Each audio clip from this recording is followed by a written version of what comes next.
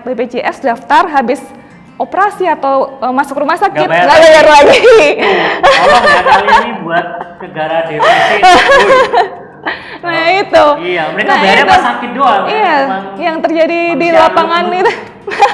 Yang terjadi di lapangan itu kayak gitu. Jadi dia sakit bayar.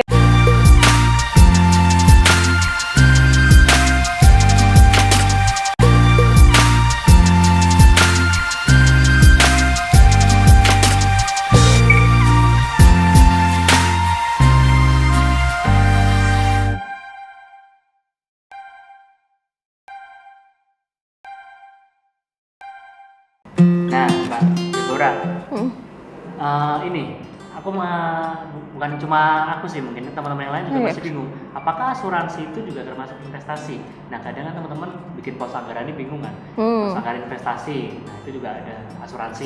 Kayak gitu. Gimana? Yang benar itu gimana, Mbak? Sebenarnya teman-teman harus bedain dulu antara proteksi sama investasi. Memang kebanyakan yang di lapangan orang-orang taunya produk proteksi itu ada yang investasi kayak gitu. Nah, proteksi ya proteksi untuk perlindungan. Kalau teman-teman yang berinvestasi, sebenarnya ada beberapa produk asuransi itu juga bisa untuk proteksi. Cuman kalau teman-teman nggak jeli melihatnya, itu teman-teman bukannya malah untung tapi rugi kayak gitu. Jadi kalau mindsetnya diubah dulu, proteksi itu untuk proteksi, asuransi itu untuk proteksi, BPJS itu untuk proteksi, mindsetnya diubah dulu. Jadi kalau investasi ya teman-teman juga harus tahu berinvestasinya di mana kayak gitu ya. Investasi kan banyak ya, entah itu bisnis, entah itu ke saham atau reksadana, itu produk-produk investasi, obligasi. Jadi sebenarnya ya yang di lapangan teman-teman kebanyakan tahu ya proteksi itu investasi, apalagi tadi kok ada posnya ya, maksudnya investasi masukin ke proteksi, nah itu udah salah. Kan banyak orang kecewa, kok tabunganku nggak jadi ya, aku udah nabung sekian, kalau aku hitung sekian, kok aku yang keluarin sekian kok malah lebih sedikit. Nah itu tadi kebanyakan kalau dimasukin ke produk kesehatan dan ada biaya akuisisi, otomatis uangnya akan kegerus habis kayak gitu. Jadi dia nggak jadi, investasinya nggak jadi nih. Tapi kalau memang ada produk yang khusus dari asuransi yang nggak ada biaya akuisisi, itu mungkin bisa dipakai untuk investasi, walaupun untuk jangka panjang kayak gitu. Oh berarti, nah itu lagi loh. Mbak, berarti investasi sama proteksi beda. Aduh, anggaranku habis di dua itu nanti, investasi sama proteksi.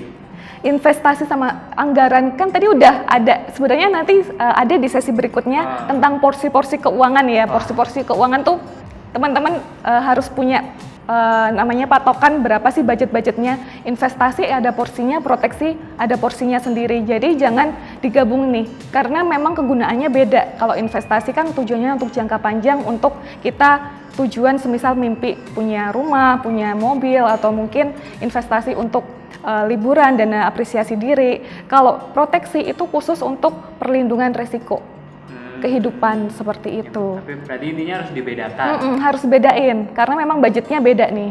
Ya, nah Mbak, kalau misal saya mutusin single aja deh, nggak usah berkeluarga, nggak usah punya tanggungan, itu masih perlu nggak sih proteksi? Nah, itu kalau semisal mas single aja, nggak pengen berkeluarga nantinya nih.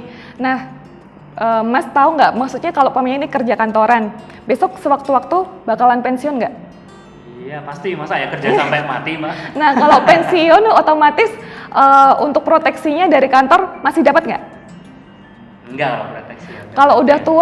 Kalau udah tua kita lebih sehat atau banyak sakitnya? Saya sih ya semoga percaya sehat. Nah kan orang selalu bilangnya semoga ya, tapi kita nggak pernah tahu yang namanya resiko. Ya itu tadi, kalau semisal tetap single, nggak punya keluarga, oke lah. Maksudnya uang pertanggungan nggak ada kan, nggak ada yang terbebani kan. Maksudnya keluarga nggak ada, terus misal kita single, teman-teman ya bisa paling nggak buat kesehatan. Semisal kayak tadi punya proteksi kesehatan, karena apa gunanya ya untuk masa tua kalau nggak ada siapa-siapa, kita pengen masuk rumah sakit dan kita lagi benar-benar gak ada dana. Tadi kalau semisal pensiun nanti uangnya habis, di tengah jalan kita sakit, uang dari mana juga, kita kan nggak pernah tahu yang namanya resiko itu tadi sih. Jadi harus ada hitung-hitungannya jelas kayak gitu, karena kebanyakan yang terjadi ketemu klien itu tuh mereka udah pensiun, udah sepuh tua kayak gitu, dia udah sakit, mau punya proteksi udah nggak bisa masuk. Terus habis itu kalau udah nggak bisa masuk, mereka itu kalau udah punya, semisal dia yang di asuransi itu udah mahal preminya. Oh iya. Kalau umpamanya dia pakai BPJS, oke, masih bisa masuk. Nah, paling nggak minimal aja punya BPJS. Iya, itu juga udah diwajibin. Ya, udah diwajibin. Kenapa? Kayak itu tadi, karena dalam rumus keuangan minimal harus ada yang namanya proteksi, minimal punya BPJS. Nah, itu teman-teman buat yang ingin single atau pengen single padahal nggak laku ya. Pengen single. Nah, di sini nih, bingung nih. Apa bedanya asuransi pendidikan sama tabungan pendidikan? Oh, oke. Ini yang sering terjadi ya. Orang berpikiran kalau asuransi itu adalah asuransi pendidikan itu adalah mengasuransikan anaknya untuk biaya masuk sekolah. Padahal kalau asuransi pendidikan itu maksudnya itu yang diasuransiin adalah orang tuanya. Jadi gini, si anak kan usianya masih kecil. Terus orang tua kan ya itu tadi ada risiko kematian, tutup usia seperti itu kan. Nah, asuransi ini bisa menjamin si anak ini tetap punya dana walaupun nggak ada orang tua. Jadi itu ada untuk orang tua itu tuh akan dipasangin suatu perlindungan supaya saat orang tua itu tutup usia, ini proteksi tetap berjalan, tabungannya tetap berjalan juga. Jadi semisal si anak ini punya proteksi buat pendidikan selama 10 tahun. Ini yang ngasuransiin orang tuanya tapi? Yang ngasuransiin orang tuanya, kan si anak masih kecil kan, belum bisa daftar jadi, asuransi. 10 tahun? 10 tahun. Nah, pendidikan itu sebenarnya 10 tahun si orang tua daftarin, jika terjadi resiko nih 5 tahun, si orang tuanya ini tutup usia. Kan dia udah ada perlindungan nih untuk orang tua, kalau semisal dia tutup usia, dia akan yang gantiin bayarin preminya, itu bukan lagi pribadi mereka, tapi dari perusahaan asuransinya. Oh gitu. Iya, jadi bukan masalah nanti setiap tahun saat masuk SD keluar berapa, nanti SMP masuk berapa, itu sebenarnya bukan asuransi pendidikan kayak gitu. Jadi teman-teman harus tahu yang manfaat asuransi pendidikan itu lebih ke arah proteksi untuk orang yang menanggung biaya sekolah anaknya. Jadi kan di situ juga ada yang namanya uang pertanggungan tutup usia, uang itu juga bisa keluar atau dia pilih untuk tetap dilanjutkan, tetapi yang pembayaran akan dilakukan oleh perusahaan asuransi. Jadi target dana pendidikan itu akan tetap tercapai walaupun orang tuanya nggak ada. Itu sih sebenarnya. Jadi tujuan utamanya itu tadi, walaupun orang tuanya amit-amitnya udah nggak ada, dana pendidikan buat anaknya tetap tercapai. Iya, jadi kan asuransi pendidikan tuh apakah memang buat anak kita aja, apa buat kita sendiri bisa atau gimana sih? kalau sebenarnya kalau kita sendiri kita lebih baik nabung. Kalau kita sendiri kan kita berarti kan kerja, maksudnya kita bisa menghasilkan. Kalau proteksi itu tadi kan kita udah posin sendiri ya, berbeda ya. Lebih baik kalau semisal kalau anak-anak kan nggak mungkin ya dia bisa menghasilkan dalam usia masih kecil, tapi kan kalau kita masih punya kemampuan selama kita masih hidup ya, itu lebih baik kalau semisal untuk pendidikan ya lebih baik kita nabung di tempat untuk khusus investasi, tapi kita dilindungin keuangannya dari proteksi tadi, uang pertanggungan misalnya kayak gitu. Sama buat ini ya, buat anak-anak kita gitu. Iya, buat anak-anak, lebih ke arah jagain, ya itu tadi income, buat jagain keluarga yang bergantung hidup sama kita. Itu sih sebenarnya asuransi. Jadi kalau investasi ya pilihlah benar-benar di perusahaan investasi, produk-produknya investasi. Kalau memang ada yang ngomongin nanti menghasilkan, harus dicek juga apakah benar itu. Yang kejadiannya gini sebenarnya kalau di lapangan, produk mau berinvestasi nih di produk asuransi, tapi dimasukinnya investasi ke produk kesehatan. Bentar, pelan-pelan. Iya. Ini di perusahaan apa nih? Di perusahaan asuransi. Tadi kan mau investasi nih, banyak kan di lapangan orang-orang berinvestasi tapi di produk asuransi. Tadi Dibedain kayak gitu. Ada produk soalnya khusus yang buat investasi dan ada produk yang khusus buat kesehatan. Kalau semisal teman-teman ditawarin investasi tapi dimasukin ke produk kesehatan, otomatis nggak akan jadi hasil investasinya. Itu bukan investasi, itu proteksi, karena di situ ada yang namanya biaya akuisisi. Itu ngerus uang teman-teman semua, kayak gitu. Nah, Mbak, ini nih orang-orang Indonesia ini termasuk ya saya juga sih mungkin. Kadang mereka nih ngerasain jeleknya dulu, istilahnya mereka sakit dulu baru mikir punya. Aduh, asuransi deh harusnya. Daripada duitnya keluar banyak kan. Dulu pas ditawarin nggak mau, dituduh doain mati. Ya. Sekarang baru sakit baru nyariin. Nah itu Bisa nggak sih Mbak kita pas masuk ke produk asuransi tapi kita pas lagi sakit? Nah, tadi kan kita udah jelasin di awal juga ya, tadi kita udah bahas tentang kalau udah sakit gimana. Kalau udah sakit sebenarnya, ya itu tadi kita harus tahu ada beberapa penyakit itu yang udah nggak bisa masuk ke dalam asuransi, apalagi untuk penyakit-penyakit yang udah kritis ya, seperti udah ada sakit jantung, kan resikonya apa? Masa sih ada perusahaan yang mau bayarin orang udah punya penyakit, kan otomatis dia ada resikonya kena serangan jantung. Terus kalau untuk stroke dia juga ada resiko untuk serangan stroke selanjutnya kayak gitu. Sebenarnya kalau semisal udah nggak bisa masuk ke asuransi, teman-teman masih bisa masuk ke BPJS kayak gitu. Jadi masih tetap aman. Cuman kalau ada kan orang punya proteksi itu juga nyari yang namanya kenyamanan. Kadang kan kalau BPJS sekarang ini memang masih ngantri ya, antriannya banyak panjang. Ada kenyamanan di namanya asuransi kayak gitu. Nah teman-teman ya itu tadi harus persiapkan dari awal kayak gitu. Kalau udah sakit belum tentu bisa di cover sama asuransi. Asuransi ya, kalau BPJS dia masih bisa di cover. Tapi kemarin ada keluaran terbaru, ada beberapa penyakit juga BPJS juga. Oh iya? Iya kan, BPJS juga. Oh iya, ya, bisa di cover. karena sekarang kebanyakan orang itu kalau BPJS itu dia bayar sakit, bayar BPJS daftar, habis operasi atau masuk rumah sakit nggak bayar lagi. Tolong ya kali ini buat negara defisit. Nah itu. Iya, mereka bayarnya pas sakit doang. Iya, yang terjadi di lapangan itu.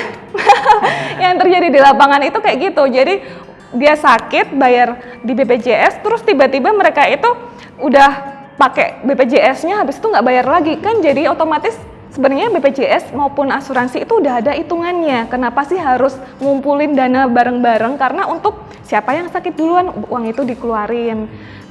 Coba kalau dipikir kok aku rugi ya, aku nggak sakit, kok bisa ya aku bayarin terus kayak gitu, terus nanti uangnya berkurang nggak balik semua kayak gitu, aku rugi lah. Kalau dipikir secara logika, teman-teman nih baru daftar, setiap bulan bayar asuransi 500.000, baru 3 bulan daftar, 1,5 juta. 1,5 juta, tiba-tiba masuk rumah sakit habis 10 juta, duitnya siapa? Duitnya siapa? Duitnya yang lainnya kan? Ya duitnya yang lainnya. Kenapa semua orang itu butuh gotong royong untuk saling ngumpulin dana, nanti siapa yang sakit itu dibantuin. Jadi sebenarnya asuransi BPJS itu adalah prinsip gotong royong. Jadi kita saling bantu, dengan uang yang minim kita bisa tercover kesehatannya.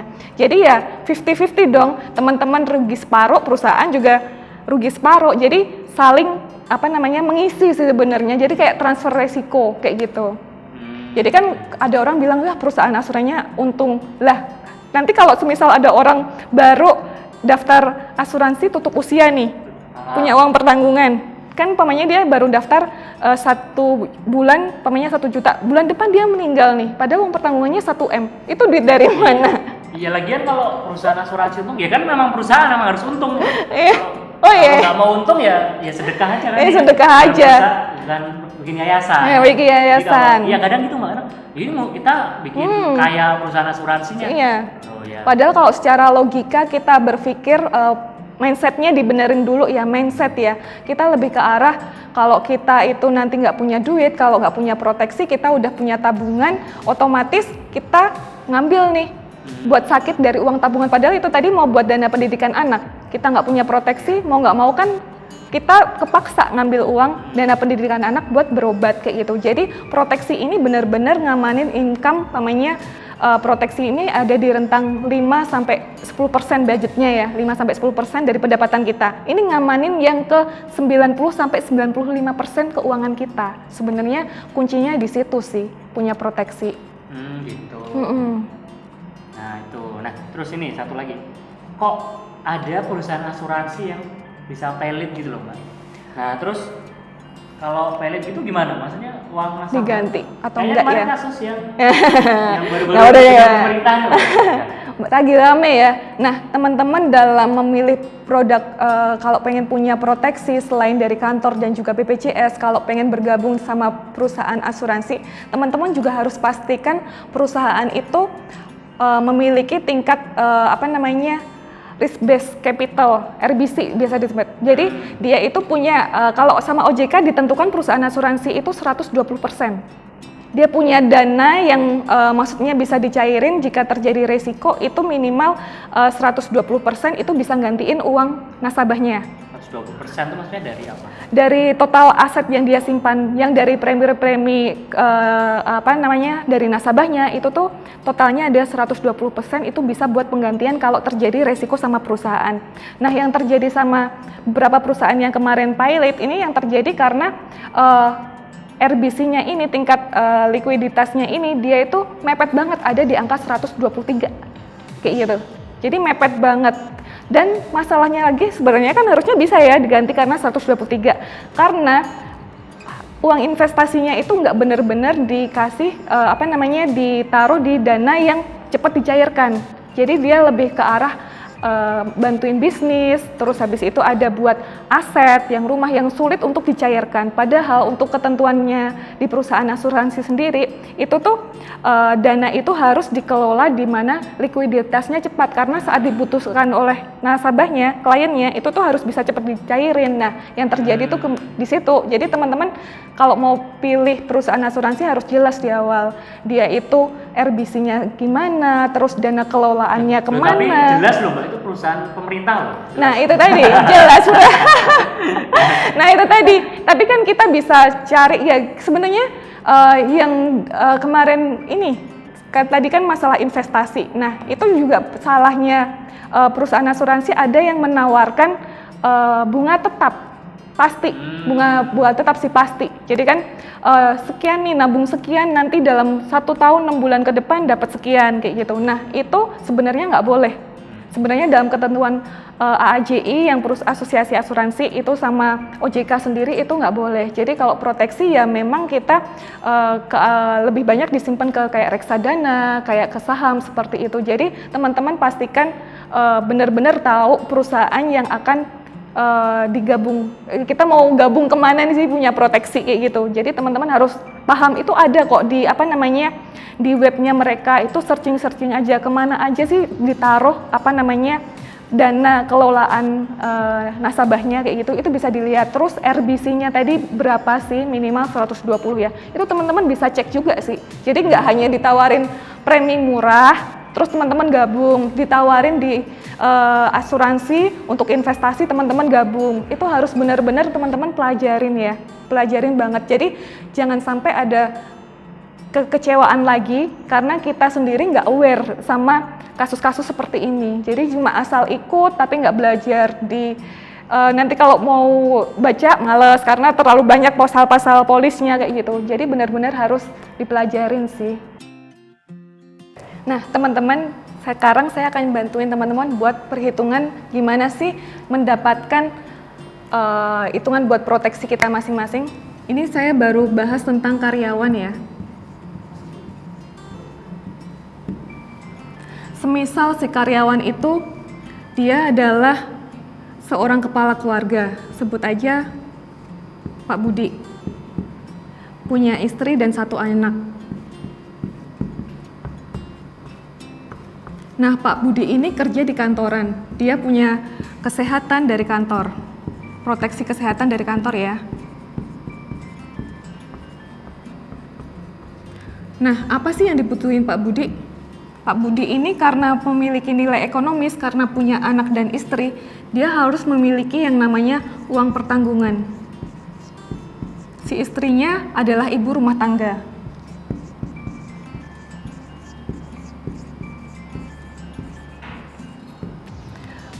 Penghasilan Pak Budi dalam sebulan itu ada di angka 8 juta.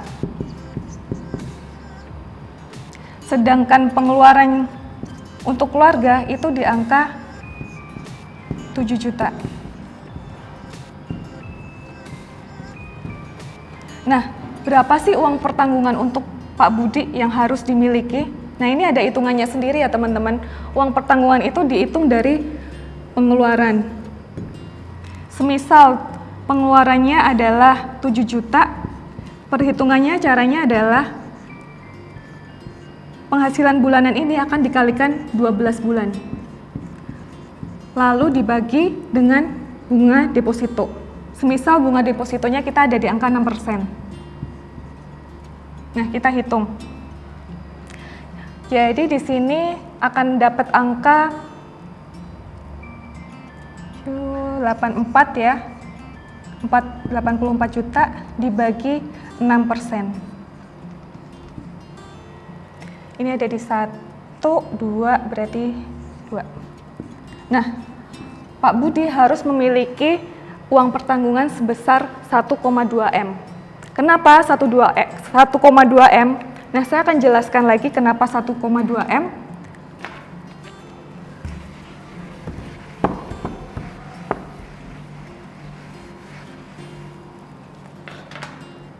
Jika terjadi risiko tutup usia untuk Pak Budi akan mendapatkan uang sebesar 1,2 M yang diberikan kepada istri dan anaknya.